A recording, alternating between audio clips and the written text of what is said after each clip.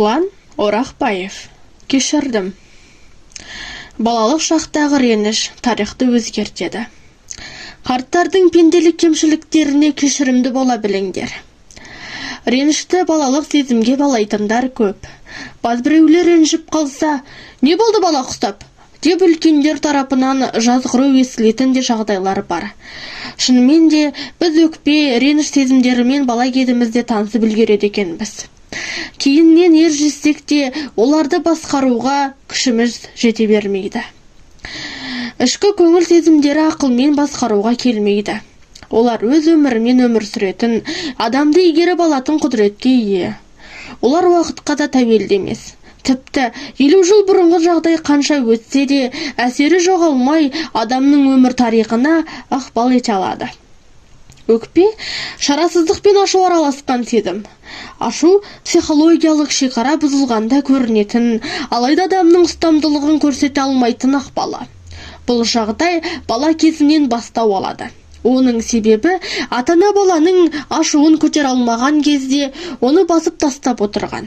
Сол кезде бала шарасыздықтан өзімді қорғау үшін ештеңе істей алмадым-ау деп алғаш өкпелеу циклін бастаған. Анаға реніш. Мен ешкім жақсы көрмейді. Ана жүрегі тым терең, сол тереңдіктен сіз кешірім таба аласыз. Баланың бойындағы реніш ол құрсақта жатқанда пайда болуы мүмкін. Яғни, ата-анасы оны қаламаған кезде, алдырып тастау туралы ойлаған кезде-ақ сәби оны жақсы көрмейтіндерін сезіп жатады. Осыдан кейін балада анаға реніш деген үлкен дерт туады. Солайша, ол мені жақсы көрмейді деп анасын жазғырады. Одан бөлек мына жағдайларда ана мен бала арасындағы мәміленің бұзылуына алғы шарт болады. Анасының үнемі жұмыс басты болуы, орынсыз ашушаңдығы, әрісті қатаң қадағалап отыруы, немесе керісінше аналық міндетіне жауапсыз жан болуы, баланы ұнатпайтын лагерьге жіберуі, үлкен қалаға мәжбүрлеп аттандыруы. Әрбір адам осы секілді жан жарасын арқалап жүруі мүмкін. Өйткені ешбір ана баласын ол қалағандай жақсы көре алмайды. Ана баласына қалай сезім білдірсе, бала данасын солай сүйеді. Шынайы махаббатын көрсете алмаған аналар сезімге селқос бала тәрбиелеп өсіреді. Дегенмен бала аксиома еш нәрсе істей алмайсың дегенді білдірмейді. Баланың сезіміне көңіл бөлу, оның балалығына немқұрайлы қарамау, балалықпен танытып отырған уайымына бейжай қарамау, үнемі онымен сөйлесіп отыру арқылы оның дұрыс толысуына көмектесе аласың. Сонда ғана бала теріс ықпалда емес, ішкі сезімін ұстамдылықпен тежей алатын адам болып қалыптасады. Әкеге деген реніш.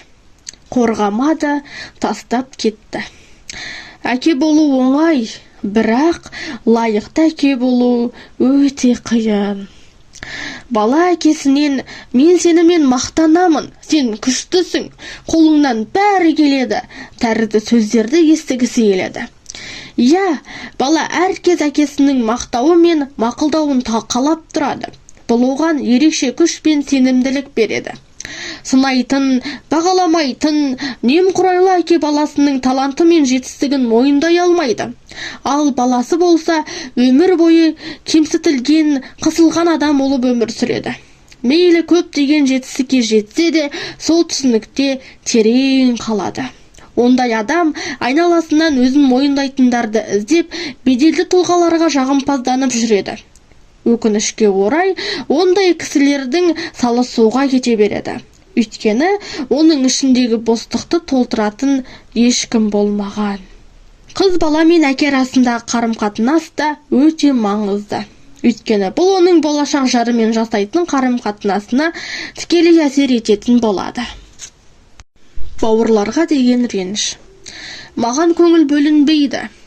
Айтысқан ауыл болмас, болыспаған бауыр болмас. Бала кездегі реніштің есейгенде де дерт болып жабысатынының бір мысалы осы. Мұндай өкпе адамның сағын сындырып, өмірге деген көз қарасын өзгертіп жібереді.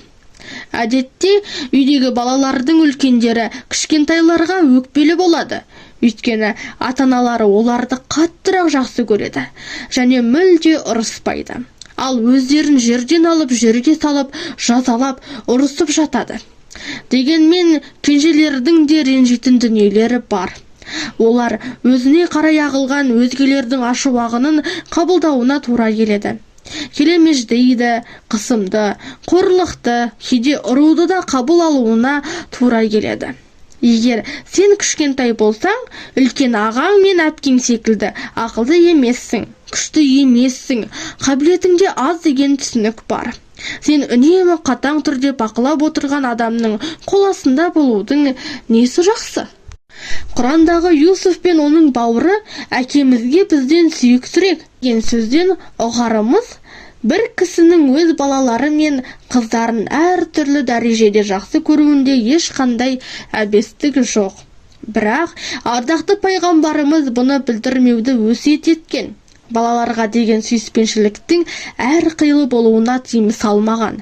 Тек олардың арасында әділ болуы және олардың арасында бір-бірлеріне дұшпандық туғызбау үшін әрбір ата-ана өз сезімін жасыруы керек.